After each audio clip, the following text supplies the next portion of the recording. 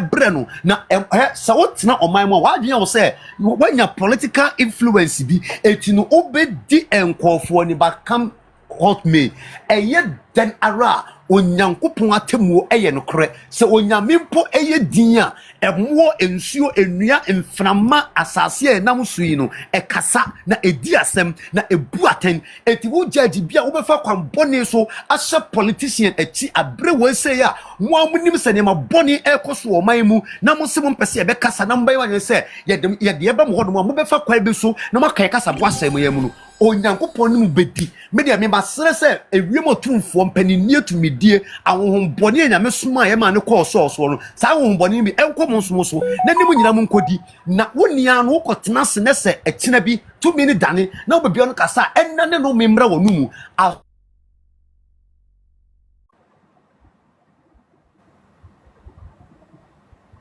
it seems there could be network no article so asofofo amu ekufo adumu SB no edese no ebre kansem hunu ekire no na enne onko no to mu because ya ma omo appointment abusuafo me mamu nyina mo akwaba ediba Ghana Nsem TV so but omo de so be like video na be subscribe to the channel no turn on notifications say be next time videos of this nature ba osonsa ebitima kabi na so watch the wadwen or comment section wasa say the munim ne femi Mr. President na me wasa me besom na if by chance they me here of na person boan which are through number na wase no adaroma in Sabeka na news today so ya nyina akoso ni beso pounds so now another day I came across a video and I'm watching on social media and it took me barely 4 hours to watch the video over and over again. Now me share video no I decided me for free when say politicians are disappointed Ghana mabunu. They be make say when you earn the goodwill of the people and you fail to acknowledge the fact that you've won the goodwill of the people, as a result of that, you have to be so much principled with it, they will rebel at the right time. In Kadia Nebe, I will say, youth of it, like youth or mind bimu, I don't more rebel politicians, now of a sudden, their wishes and their demands or the thing that they dream that they come to reality are only things of disasters. Breno na sa wotina oman mu wadwen wo say wanya political influence bi etinu obedi enkofo ni bakam hot me eye den ara onyankopon atemu eye no kore se onyamempo eye din a emwo ensuo enua mframa asase e nam sui no ekasa na edi asem na ebu aten enti wo judge bia wo befa kwambone so asha politician echi abre wo say a mo amunim se ne ma bone ekoso o man mu na mo se mo mpese e be kasa na mbai wan say ye de ye be mo hodo mo befa kwa be so na makai kasa bo asem ye mu no onyankopon mu bedi me de me ba sere se ewiem otumfo mpanini atumidie ahohombone anyame soma ye ma ne call source no sa ahohombone bi enko monsomo so na nim nyina mu nkodi na wonia no wokotena se ne se ekina bi tumi ni dane na obebi on kasa enna ne no memra wonu mu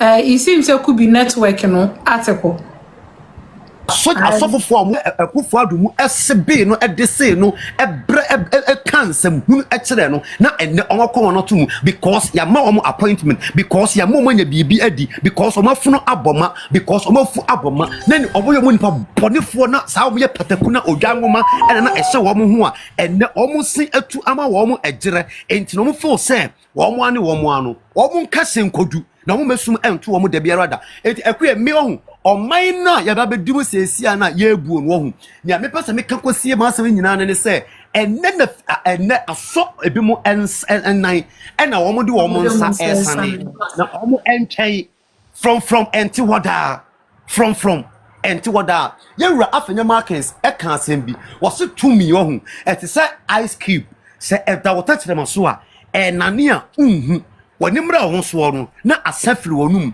dese enya asafiri wonum a ena obehunu se saa na aduba bia enipa wonum no nyunyu no etimi dane eyehye ndc fontena se mahama onkra onye kom says the sabred or comfort say papa no Ghana ha se wo po bi ye nya atwem o hwehwe no na wo hia Dr. Lawrence Teta assign wo hia no wo che se bra na mampanya kufu ado eti akonwa so ana LGBTQ plus won sensem e ba ya na papa yi emfa nensa enhye ebre yase osofo isore waka ene ye nya no nene wo ji baabi a ni nuan masofo nkaye en wo shabo wo mo sa dentina wo makoma no atum na wo mo enka sanchira ban na ban no fa nensa enhye mbra na se afedie to me sesa ya papa na no asesa wo dimi nkasa bi wo hwe pressure pa no de to sa ben mampanyira da kufu ado eso bono chipa wona katwa boni mfim ese LGBT cross wo mo anya antuma na chese wo mo soso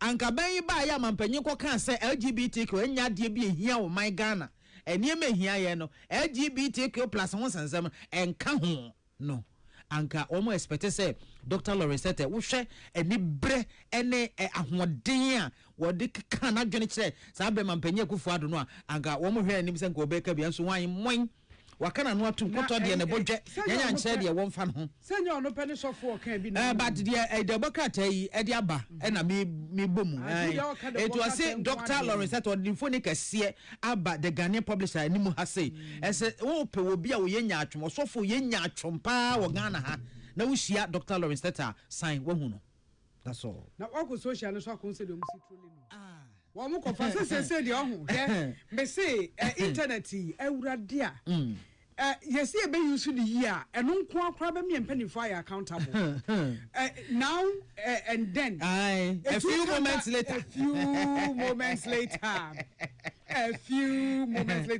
the other day trend pass so be Sam George as one the Sam George the other day hey no otibuka ka say by mampanyi mahama eba by mampanyi January 2025 by March no one de year first say budget aba na budget ni mu no say one more entwa CST communication service tax no one more entwam na da so mu a obe o se dey work abrofo bi me refi brofo no me enyambo ukwada mekai me de brofo ne beba ese wo be attack mampanyi on it ena bra oni DSTV for nsense mi so de ye no offer press conference na journalist ba ko don't know why ko bi say na adan na DSTV for wo mu tua CST o say say DSTV for tua CST dia ne koko bi say GRA boss it me the number be ma no afre no look at that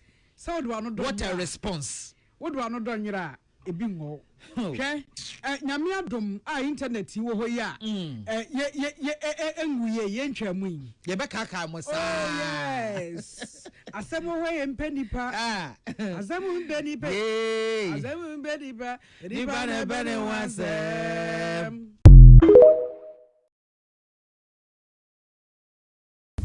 Is Agrada not out? One of the reasons why people are in prison in this country is because they are poor. The real crime is poverty. I know people in this government that they came here, they bought government land, they are finished buildings. I know all of them. I know all of them. So nobody should talk about Ora again. Ora is collapsed. We have collapsed it. One day when I get angry, I will release everybody's land document. Yeah, but see, I'm on your way Bempah fast. Mr. Massa, we make video. Me rahumum. Hey, Nipa. Yeah, we make video. Many in Komawati. I will stay with me.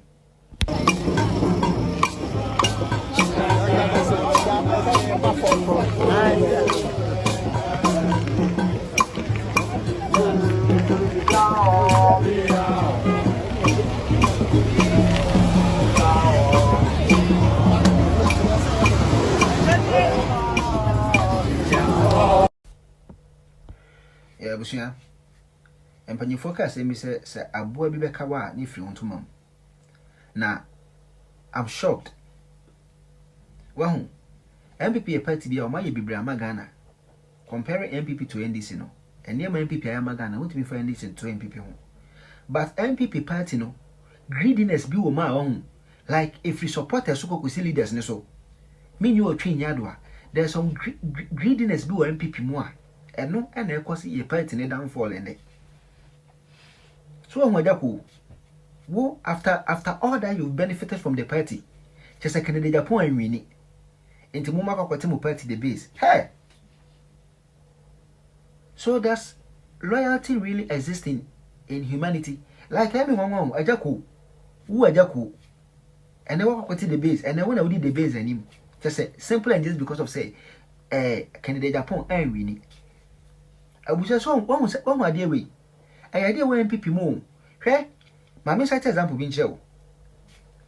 You will need to say, a fancy fancy comedy, and maybe Uncle for Cobo, me post here a video, and you are trying to be brave. Political movies. Let me talk about these two people. Several times in my video, I tag you because you know they have the followers. I'm for sure. And then we are working towards a goal to be able to bring back NPP to come and build Ghana. I was here, my targets are confirmed several times. Like a criminal being from Mubia and China. Now, the enemy say, Nancy, Minya, if anything, fancy comedy, Minya, number. Minna chat say, find out chance of Minya. I don't know where you're no be me in a percent people in power because you're pagana ye. I'm chance a comment, me post now, maybe send you no post them. I wish you and no one. And no one, up to now, Ghana responded me message beam. Well, Nina say, just a woman of my Bempah you for until one person be hobby. You see, now Mom going to the MPP about power. One was that selfish Subano, a been a Jacomo and you, and a been any person more petty, so must I tell Moyen. Just a one of my band, Dr. Belmia, one of my band in Penny Fontin, just say, more to promote be maybe. Munguso. Yeah, we end discouraging you, big so you might in my petty, but Munguso. The moon said the way and a bear 50 petty debbie. And they been a caution. A Jaco and they would the base and him, so one year peeping him. A Jaco. Hey, now maybe 20 pebinum capapa. God is going to punish some people. More greedy. More, you see, if as a party see any side greediness na free more. Sa person minkumina, menkwaminya na ye free ma. Guys, I bet one. You see, sometimes a crony the home, me a chrono, menfa adini, menfa ragging in 20, me a crony, ne crony to me. I wish a crony the home, me a chrono, me anchain. I don't know where a bear affected person, but you don't know. I know ma say binum followers see binum. Sort I say because mo binum will match it. He said the likes of Nipa Mabobo Mudino, ma Bempah you for my mom phone to move post be on like it. Me post video and much respect to Charles Opoku Presido. This guy haven't met him in person before, or US or UK. Phone send a dinkomo. But to tap post me content and it will surprise you kind of friends and likes and comments as compared to mine. At the end of the day, me na boa party no. Na mo to one. Just say, "Who attacking the panacra at least?" Oh, her cry. Only MPP needs some more. No, a trouble. Never be this for Bashi, and at the way a crown work as a petty for crumb. Wow. TMA, my come, yes, I didn't discourage me. It's not going to discourage me. And I mean, conquer boost here. Because I mean, a fake and for Sobiama. I was some man for who I no who as some I can no muti and I saw my union control by the MPP. As I would have motor number someone of my Bempah for, and tell you, Mosha, quantity and you force to be more recognizing Timonia Montanao. Now, someone come back to me the party about power. We live to see. You guys should stop those greediness. And yet, I do not party and never idea can the Japan cheat for you. True MPP members and almost a Canadian winning, just an uncommon side, Canadian winning to know, and tell the base. Mongo is a CPP, and not crying in another base. Now, maybe 2 years come. Share time an MPP, your power and one. And I can mistakes in getting to be a kind and company for tea, if you can compare in your position. By Auntie, and your neck. So what I say. And in yes, be do a party now, can you say a bash party? I idea a bit more affected party. No, Pessamim coming too much. On some of our members, Pessamim coming too much. Because some of us near my content, I and one near my year come once it can change people's minds. And you guys have the clouds. So what I say, now be posted at the end what I do in your own hunanka one shake. Ohua, like Cromobi. Monquani emu. Monquaso and between the parties about power. And the more and who is among separately about power. Individualistic. Pessamim kumina, greediness. Well, what the Munguso? Munguso, but if I come my dear seen or I'll respond to me message beam. Just because of some cast one share my content. What do I benefit? And then a mina. Some of us are on 2-3 jobs. Yes, we find time to do all these things. na wankasa wo nuanom sabotage wo nuan pipi ne be hu post o Facebook no atwam na da bia ndisi fo ba hye e na nkwafo kora mfiu e na sei agro so ifra no pa to the motor na monye wicked saa na we na discourage you e begu so aye but ankwanko we say the pen na mu say you guys are the cause of it. Bye.